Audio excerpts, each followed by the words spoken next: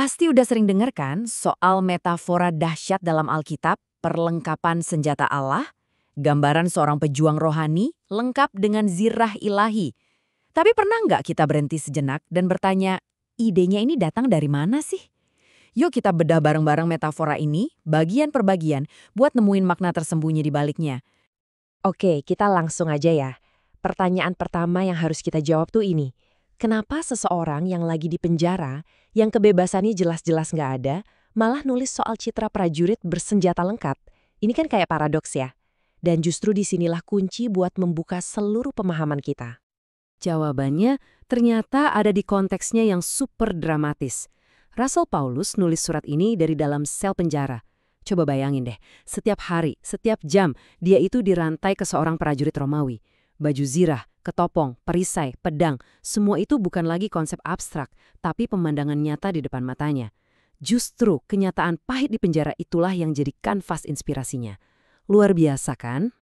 Nah, sebelum kita bongkar satu persatu zirahnya, Paulus melakukan sesuatu yang penting banget. Dia mengidentifikasi siapa musuh yang sebenarnya. Ini krusial karena perlengkapan ini tuh nggak didesain buat pertarungan fisik. Pertanyaannya bukan gimana cara kita bertarung, tapi siapa lawan kita. Dan ini dia poin kuncinya. Paulus bilang dengan jelas banget, lawan kita itu bukan sesama manusia. Bukan bos di kantor, bukan tetangga yang nyebelin, bukan juga orang yang beda pandangan politiknya sama kita. Peperangan yang dia maksud ini sifatnya supranatural. Nah, yang menarik banget di sini tuh Paulus nggak cuma bilang roh jahat gitu aja.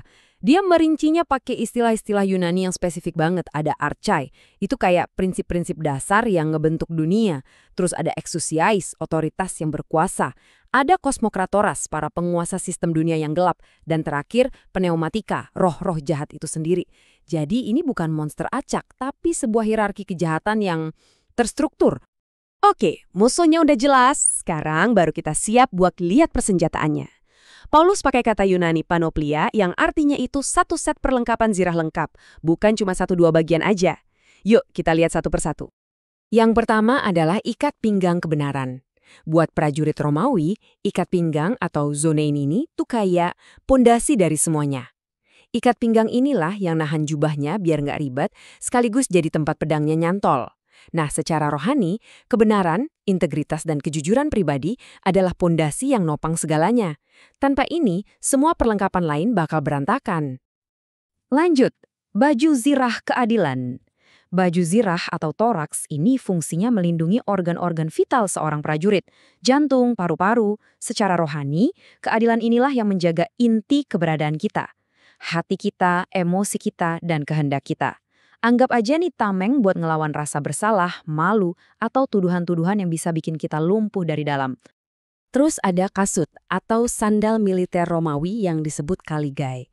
Sandal ini unik banget karena alasnya itu penuh paku-paku tajam biar prajurit bisa napak dengan kokoh di medan yang licin atau berlumpur. Nah, secara rohani, inilah kesiapan yang datang dari Injil damai sejahtera. Damai sama Tuhan itu ngasih kita stabilitas dan pijakan yang nggak tergoyahkan buat berdiri di tengah kekacauan hidup. Sekarang kita ke perisai iman. Dan jangan bayangin perisai kecil yang bulat itu ya, bukan. Yang dimaksud Paulus itu tireos, perisai gede banget, bentuknya persegi panjang yang bisa ngelindungin seluruh tubuh prajurit. Fungsinya buat apa? Buat memadamkan panah api musuh. Panah-panah itu apa sih? Ya keraguan, ketakutan, kebohongan yang ditembakin ke kita. Iman adalah kepercayaan aktif pada janji Tuhan yang bisa memadamkan serangan itu seketika. Bagian kelima, ketopong keselamatan. Di medan perang manapun, kepala itu kan target utama, makanya butuh ketopong buat ngelindungin pikiran. Nah, secara rohani, jaminan keselamatan kita, itulah yang melindungi pikiran kita dari serangan keputusasaan, keraguan, dan kebingungan soal siapa diri kita. Ini adalah pelindung di arena pertempuran mental. Dan yang terakhir, sekaligus yang paling unik, adalah pedang roh. Ini satu-satunya senjata ofensif di daftar ini. Yang lebih keren lagi, kata Yunani yang dipakai itu bukan logos, yang artinya firman tertulis secara umum, tapi rema, firman yang diucapkan secara spesifik buat situasi tertentu. Jadi, ini bukan soal seberapa banyak ayat yang kita hafal, tapi soal memakai kebenaran yang pas di waktu yang pas. Contoh paling pasnya, ya waktu Yesus dicobai di padang gurun. Jawabannya buat tiap godaan itu selalu sama. ada tertulis. Dia nggak berdebat panjang tapi langsung pakai rema. Firman spesifik dari Tuhan buat nangkis setiap kebohongan. Nah, gitu cara kerja pedang roh. Oke, jadi kita udah punya semuanya nih. Ikat pinggang, baju zirah, kasut, perisai, ketopong, pedang. Lengkap. Terus, buat apa ini semua? Apa sih tujuan strategisnya? Ada satu kata kerja yang diulang-ulang terus sama Paulus. Steinai, artinya berdiri teguh. Dan ini benar-benar mengubah cara kita melihatnya. Tujuan baju zirah ini ternyata bukan buat nyerang, bukan buat naklukin wilayah baru. Tujuannya adalah bertahan. Supaya kita nggak nyerah, supaya kita bisa mempertahankan posisi yang udah dimenangkan buat kita. Kemenangan itu udah diraih, tugas kita adalah untuk tidak mundur. Oke, metafora kuno ini dalam banget ya. Tapi gimana cara pakainya di zaman sekarang? Yuk kita coba sambungin ke medan perang modern kita. Coba deh pikirin, dunia kita sekarang ini kan banjir disinformasi ya. Budaya pasca kebenaran, di mana yang benar sama yang salah itu kayak bisa ditawar-tawar. Gimana caranya kita bisa tetap berdiri teguh di tengah semua ini? Dia kita butuh ikat pinggang kebenaran, maksudnya komitmen yang radikal sama integritas dan kebenaran objektif. Itulah jangkar kita, biar nggak kebawa arus kebingungan.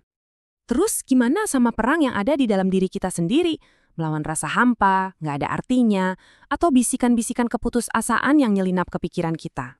Nah, disitulah ketopong keselamatan berperan. Kepastian soal identitas dan tujuan kita itu jadi pelindung mental yang kuat banget, yang menjaga pikiran kita dari serangan keputusasaan dan nihilisme. Tapi tunggu dulu, masih ada satu lapisan makna lagi, dan ini yang paling dalam. Kalau kita perhatiin lagi ya, setiap bagian perlengkapan ini sebenarnya adalah sifat dari Kristus sendiri. Dia adalah kebenaran, dia adalah keadilan kita, dia adalah damai kita. Jadi, mengenakan perlengkapan senjata Allah itu, intinya adalah mengenakan Kristus. Ini bukan soal jadi prajurit super, tapi soal hidup dalam identitasnya. Dan ini membawa kita ke pertanyaan terakhir yang bisa mengubah cara kita memandang semuanya. Metafora prajurit ini kan keren banget, tapi jangan-jangan fokus kita selama ini sedikit keliru. Gimana kalau tujuan utamanya itu bukan sekedar jadi prajurit yang tangguh, tapi justru lewat semua perjuangan ini, kita lagi dibentuk biar makin mirip sama pribadi yang perlengkapannya lagi kita kenakan. Nah, itu pemikiran buat kita renungkan bareng-bareng.